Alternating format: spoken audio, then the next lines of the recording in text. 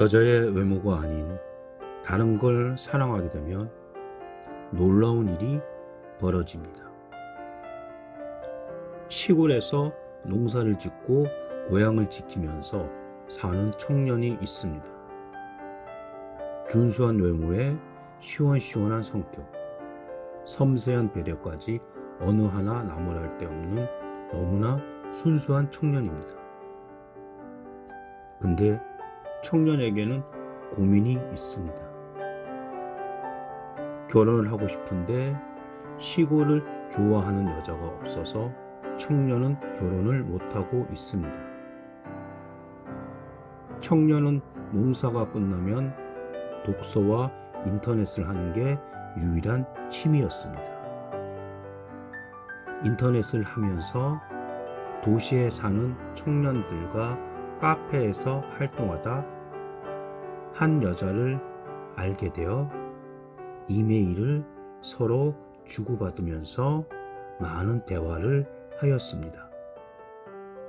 서로 대화를 하면서 청년이 상대 여자에게 느낀 것은 박학다식하면서도 검소하고 아름다운 마음을 가지고 있어 보였으며 농촌에 대해서도 많은 이해를 하고 있어 보였습니다. 여자와 주고받는 메일의 횟수가 많아질수록 청년의 가슴 속에는 여자를 향한 분홍빛으로 사랑이 싹틈을 느낄 수가 있었습니다. 이메일을 천여 통을 주고받으면서 두 사람이 무척 가까워졌을 때 청년은 뜨거운 마음을 담아 고백을 하게 되었습니다. 그러나 청년이 가까워지고자 할수록 여자는 점점 움츠러들며 멀어져 갔습니다. 마치 눈덩어리에 입김을 불어넣어서 따뜻한 온기를 넣어주고 싶어 하지만 그 온기에 눈물로 녹아지는 눈덩이처럼 여자는 자꾸만 작아졌습니다. 청년이 사랑을 고백하기 전에는 하루에 10통씩 오가던 메일이 사랑을 고백하고 나서는 일주일을 기다려야 답장이 오곤 했습니다. 그마저도 답장은 늘 한두 줄의 짧은 답이었습니다. 청년은 절망을 했습니다.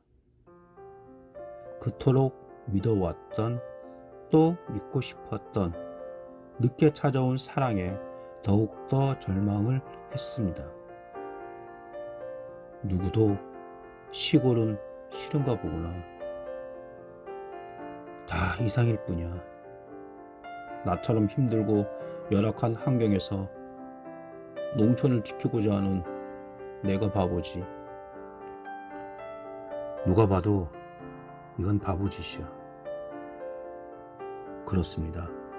청년은 대학을 나와서 다른 친구들은 좋은 직장으로 취직을 하고자 할 때 청년들은 농촌을 떠나 도시로 갔습니다. 시골은 노인들 뿐이었습니다. 시골은 차츰차츰 병들고 신음하였습니다. 그러나 청년은 농촌을 지키고자 부모님 반대를 무릅쓰고 농촌에 정착을 했지만 정작 견디기 힘든 것은 외로움이었습니다. 청년은 도무지 일이 잡히지 않았습니다.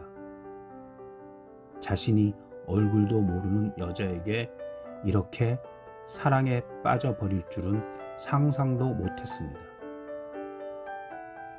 그 무엇에도 두렵지 않던 자신이 여자가 사라질까봐 두려워하였습니다. 한 달째 매일 수신 확인이 안 되었습니다. 하루하루가 지옥 같았습니다. 여자를 그리워하는 마음은 내 가슴을 병들게 하였습니다. 청년은 다시 절실하게 여자에게 메일을 보냈습니다. 너무나 절실해서 가슴으로 울어보지 않은 사람은 모릅니다. 그 사람이 맨정신으로 잘 수 없을 만큼 복잡한 이유를 비 오는 밤 사람이 그리워서 여기저기 수첩을 뒤적였습니다. 마음 편하게 전화할 사람이 없어서 전화기를 들지 못할 정도로 서글퍼 보지 않은 사람은 모릅니다. 그 사람이 느끼는 소외감을 많은 사람들이 웃으면 걷는 거리를 바쁘고도 무거운 걸음으로 혼자서 걸어보지 않은 사람은 모릅니다. 사랑하는 이가 그리워도 보지 못하는 아픔을 견뎌보지 못한 사람은 모릅니다. 그 사람이 얼마나 고통스러워하는지, 그 속이 타서 얼마나 쓰린지 모릅니다. 한 달 후쯤 그토록 애타게 기다리던 여자에게서 메일이 왔습니다. 여자는 말했습니다. 당신을 사랑해도 될까 하고 많은 시간을 고민했다고 합니다.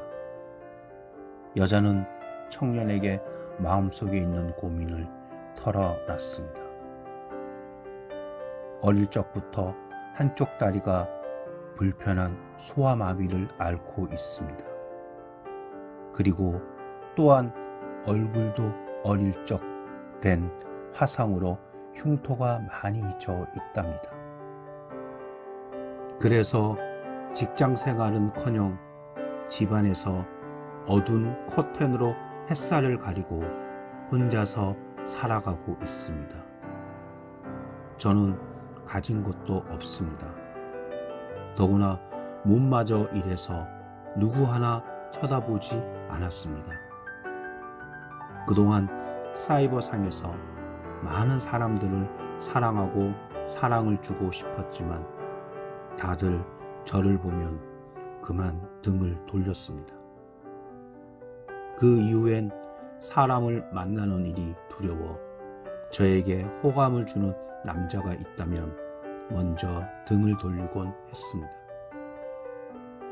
사랑을 하기도 전에 버림을 받는 제 자신이 너무 가여워서 당신에게 메일을 받는 순간 기쁘고 설레었으나 당신에 대한 좋은 감정을 가지고 있는 저에게 다시 아픔을 줄 수가 없어서 다가갈 수 없었습니다.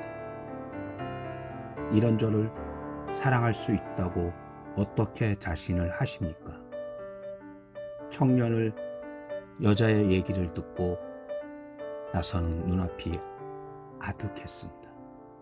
기다리고 기다리던 여자의 소식이었지만 여자의 결정을 알고 나니 갈등이 생겼습니다. 부모님의 실망하는 모습을 떠올리자 청년은 너무나 괴로웠습니다. 육체보다는 영혼이 중요하다고 자부하던 청년이었기에 고통스러울 뿐이었습니다. 자신이 위선자가 되는 것입니다. 남의 일에는 정신을 중요시하면서 자신의 일은 껍데기를 더욱 중요시하는 것이었습니다. 몇 날 며칠을 고민하던 청년은 여자에게 이메일을 다시 보냈습니다. 이제 당신에게 사랑한다는 말을 해야겠습니다. 사랑하는 내 단 한 사람. 당신에 대해서 고민을 많이 했습니다. 하지만 당신에게는 건강한 몸을 가진 내가, 또한 저에게는 아름다운 영혼을 가진 당신이 필요하다는 것을 알았습니다. 당신이 말한 당신의 결정은 오히려 기쁨이 된다는 것을 깨달았습니다. 바위 틈에 조용히 피어나 눈길 한번 받지 못하는 제비꽃처럼 저만 당신을 사랑할 수 있는 자격이 주어진 것이기 때문입니다. 자신이 바다의 품에서 마음대로 헤엄치는 날, 나는 비로소 내 스스로 당신을 사랑할 자격이 있다고 생각합니다. 당신이 넓은 바다에서 자유로이 헤엄칠 자유를 드리겠습니다. 얼마 후 두 사람은 만나기로 하였습니다.